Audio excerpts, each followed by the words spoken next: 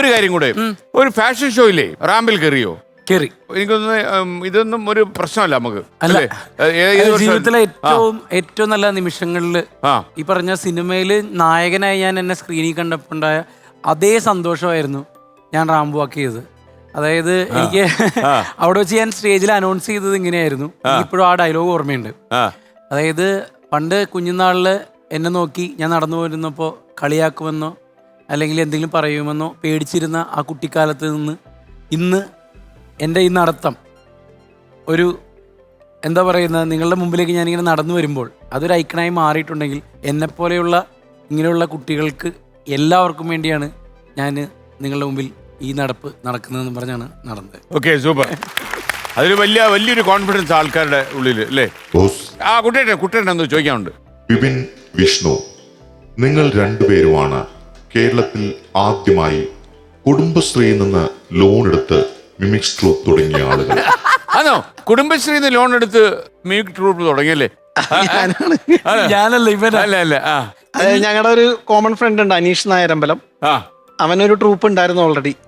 അപ്പൊ ഞാനും കൂടി പാർട്ണർഷിപ്പിൽ തുടങ്ങാൻ വേണ്ടി. അപ്പൊ എന്റെ ഇൻവെസ്റ്റ്മെന്റ് എന്ന് പറഞ്ഞാൽ നമ്മുടെ കാശൊന്നും ഇല്ലല്ലോ. അപ്പൊ ഞാൻ കുടുംബശ്രീന്ന് ലോൺ എടുത്ത് സ്വയം തൊഴിൽ തുടങ്ങണതിന്റെ എന്താണ് എന്റെ സ്വയം തൊഴിൽ, ഞാൻ ഒരു ഇത് തുടങ്ങാണ്, മിമിക്സ് ട്രൂപ്പ് തുടങ്ങാന്ന് പറഞ്ഞിട്ട് അവർക്ക് ആദ്യം അതൊരു കൗതുകം വരുന്നത് ശരിയായ നടപടിയാണോ. പക്ഷെ നമ്മള് എന്നെ അറിയാൻ ഞാൻ ചെറിയ സിനിമകളൊക്കെ എത്രയാണെന്ന് ഞാൻ മറന്നുപോയി. കൃത്യമായിട്ട് കാശൊക്കെ തിരിച്ചടച്ചു. പ്രോഗ്രാമിലൂടെ തന്നെ ഞങ്ങൾ പ്രൊജക്ടർ വാങ്ങിച്ചു. ലോകത്തിലെ ആദ്യത്തെ കുടുംബശ്രീ ലോൺ ആയിരിക്കും മിമിക്രിക്കായിട്ടുള്ളത്. ചിലപ്പോ ട്രൂപ്പിന്റെ പേരെന്തായിരുന്നു? കൊച്ചിൻ ഹോളിവുഡ്. കൊച്ചിൻ ഹോളിവുഡ് സംഭവം പച്ചാളത്ത് പോലും പരിപാടി അവതരിപ്പിച്ചില്ല. അതങ്ങനെ ആർട്ടിസ്റ്റുകളൊക്കെ ലോക്കൽ ആർട്ടിസ്റ്റുകളാ. വിപിൻ ജോർജ്, വിഷ്ണു ഉണ്ണികൃഷ്ണൻ, അനീഷ് നായരമ്പലം, ദീപു ഏലൂര്, ഷിനിൽ ചിറ്റൂര്, വെറുതെ പറഞ്ഞോട്ടെ എല്ലായിടത്തും പോയി പരിപാടി അവതരിപ്പിച്ചു. ഞങ്ങള് അത്യാവശ്യം നന്നായിട്ട് ഒരു വർഷം എനിക്ക് തോന്നുന്നു 10-25 സ്റ്റേജൊക്കെ ഞങ്ങൾ ചെയ്തിട്ടുണ്ട്. ഒരു കാര്യം കൂടി ചോദിക്കാനുണ്ട്. വിപിൻ ജോർജ് ആൻഡ് വിഷ്ണു, നിങ്ങൾ ഷാജോൺ എന്ന കലാകാരനോട് ഒരിക്കൽ കഥ കേൾക്കാനായിട്ട് അദ്ദേഹത്തിന്റെ അടുത്ത് പോവുകയും അദ്ദേഹം നിങ്ങൾക്ക് ബിരിയാണി വാങ്ങി തന്നു. അതിനുശേഷം ആ ബിരിയാണി എന്തിനാണ് തിരിച്ചു ചോദിച്ചത്?